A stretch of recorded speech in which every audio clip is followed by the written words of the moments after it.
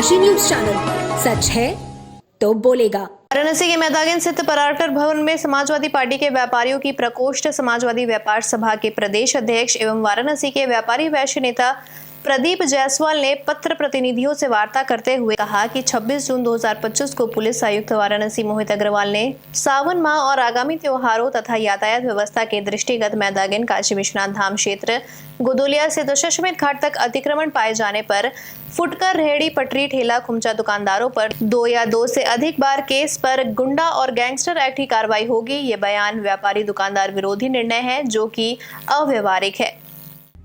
बता दें कि वार्ता के दौरान प्रदीप जायसवाल ने कहा है कि देश प्रदेश में डबल इंजन की भाजपा सरकार को व्यापारी और बनियों की पार्टी होने का फर्जी दावा भाजपा के नेता करते रहते हैं, जबकि भाजपा की सरकार में विफल नोटबंदी, अनियोजित लॉकडाउन, जटिल जीएसटी और वर्तमान परिवेश में आए दिन व्यापारियों और दुकानदारों के साथ लूट, हत्या, डकैती और सरकारी विभागों द्वारा उत्पीड़न, दोहन और शोषण हो रहा है। वहीं प्रदीप जायसवाल ने कहा है कि आज इस प्रेस वार्ता के माध्यम से वाराणसी पुलिस आयुक्त से हम बताना चाहते हैं कि व्यापारी समाज देश और प्रदेश की अर्थव्यवस्था की रीढ़ की हड्डी होता है।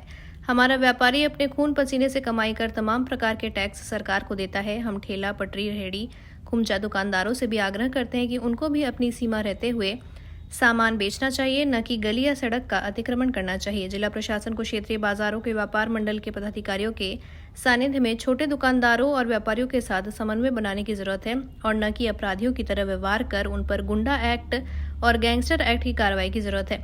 इन छोटे दुकानदारों को चालान आदि करके आर्थिक दंड देना चाहिए, न कि आपराधिक धाराओं में एफआईआर करना चाहिए।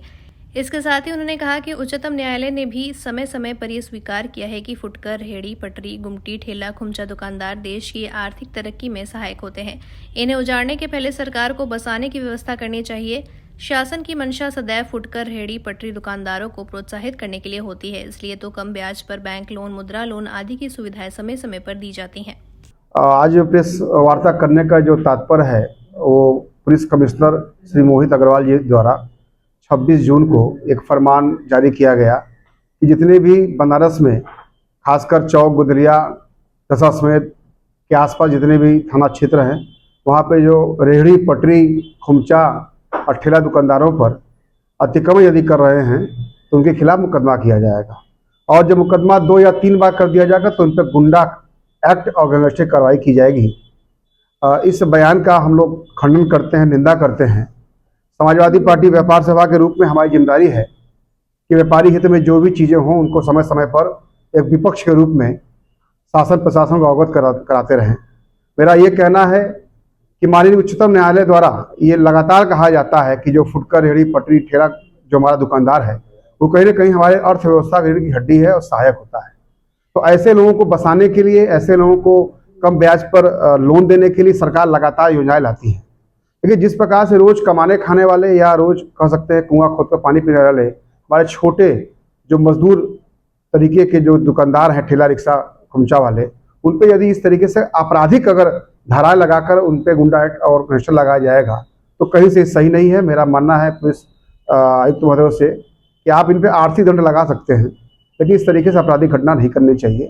हाँ, इस बात के लिए हम समर्थन करते हैं कि अतिक्रमण किसी हाल में नहीं होना चाहिए, सभी को अपने दायरे बनाना चाहिए। इसलिए हम लोग इस प्रेस कॉन्फ्रेंस के माध्यम से कहना चाहेंगे कि ऐसे तुर्की फरमान को वापस लेना चाहिए। पूर्वांचल की खबरों से जुड़े रहने के लिए आज ही सब्सक्राइब करें हमारा YouTube चैनल डनकाशी और हाँ, लेटेस्ट अपडेट्स के लिए बेल आइकन को प्रेस करना ना भूलें। और आपके पास है कोई जानकारी या है कोई सूचना तो हमारे दिए गए नंबर पर आप हमसे संपर्क कर सकते हैं।